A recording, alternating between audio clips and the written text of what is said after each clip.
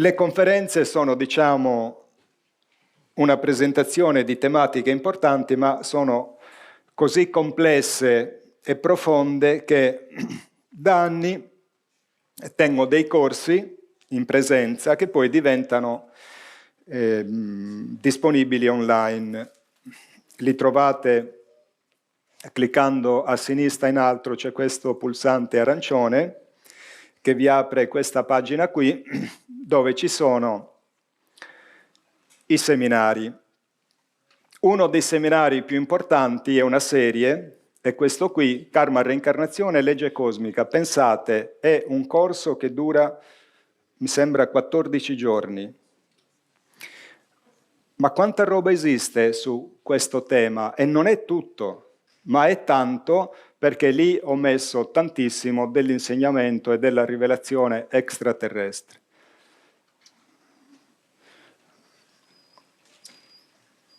Perché è importante avere conoscenza. La conoscenza è tutto. Quindi è giusto che noi investiamo per la macchina, la casa, vestirci, divertirci, ma riguarda tutto la materia, la parte che muore. Vogliamo investire qualcosa anche sulla parte eterna? Perché quando lasciamo questo mondo, del quale siamo ospiti, lasciamo tutto qui. Tutto ciò che è legato al corpo rimane qui. La casa, gli affetti, i vestiti, i gioielli, i lingotti, la suocera, lasciamo tutto. Questo nutrimento eleva la nostra evoluzione. Vedete, ho letto ieri un articolo di sto milionario americano che sta spendendo un botto di soldi perché non vuole morire. Oh, c'hai i soldi. Voi immaginatevi la condizione dei ricchi, quelli sfondati proprio, quelli alla Bill Gates, Berlusconi. Cioè, quelli non vogliono morire, perché tanto denaro, molto oltre quello che tu riuscirai a spendere anche in 10 vite, ti dà un senso di onnipotenza. Non puoi pagare il corpo e dirgli smetti di invecchiare, quindi quelli non vogliono morire. E quindi questo si è pagato, ha messo a stipendio 30 dottori, addirittura si faceva le iniezioni del figlio 17enne, perché c'è una teoria che mettendosi nel corpo il sangue di un giovane ti ringiovanisce. Poi ha smesso perché i dottori gli hanno detto guarda, lascia stare, non funziona. Ma noi non siamo stati creati per vivere eternamente in una struttura fisica, noi siamo qualcosa di molto più grande.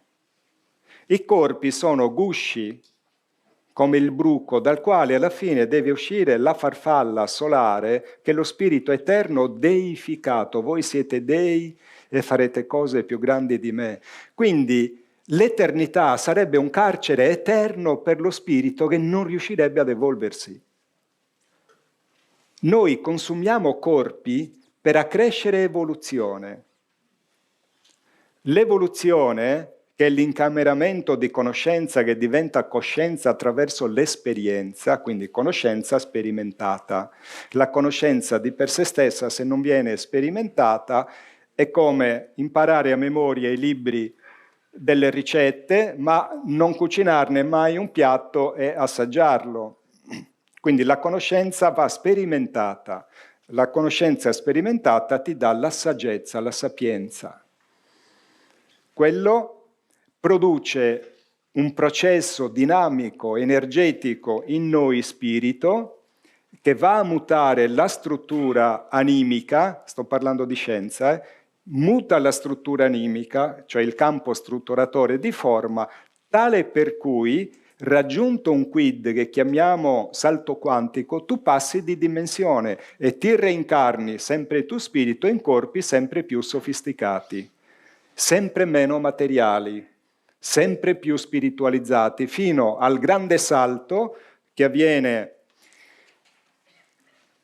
mi sembra, intorno ai 50.000 vibrazioni a minuto secondo. Adesso noi stiamo orbitando, quelli che si stanno evolvendo, siamo tra i 30 e i 40.000 vibrazioni. Quindi più noi incameriamo conoscenza e sapienza, più l'anima diventa evoluta, più è in grado di strutturare un corpo che alla fine non invecchierà più. Quindi dalla terza dimensione si passa alla quarta dimensione. Quindi la vita eterna nel corpo è un grande cetriolo. Non conviene. Noi dobbiamo sperimentare nel corpo, spingendo al massimo, investendo tanto nella nostra evoluzione, perché è l'unica cosa che ci portiamo via. Questo Gesù lo spiega nella parabola dei talenti. Non ti puoi, cioè il fatto che Dio ci ha dato la vita e ci permette di incarnarci, non puoi rimanere uguale a quando sei partito, devi fare qualcosa per migliorarti, perché sennò generi karma e lo paghi.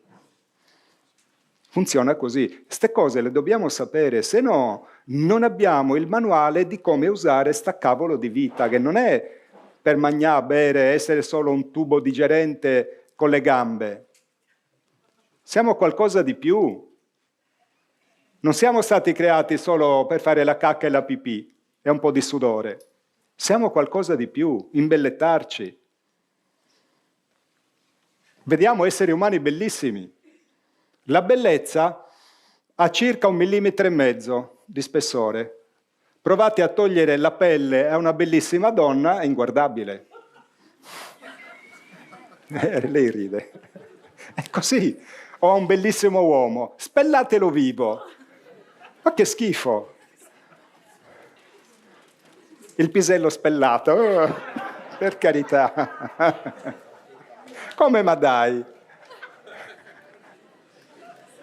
Lo so che è una brutta immagine, abbiate pazienza, però nel Medioevo lo facevano molto bene. Ho visto una statua al Duomo di Milano, c'è un santo, la statua di un santo che hanno spellato vivo, e lui è lì in piedi e su un braccio si tiene il suo corpo spellato, la pelle del suo collo, gliel'hanno sfilato come un calzino. Quindi i nostri valori di riferimento sono valori fallaci. Non è nel corpo l'essere umano, è molto oltre, quindi dobbiamo diventare sapienti. La conoscenza ci è stata tolta. La religione cattolica è un grande pacco regalo, bellissimo, sfarzoso, chiese, monumenti, statue, paramenti. Non vi dico di cose pieno sto pacco regalo.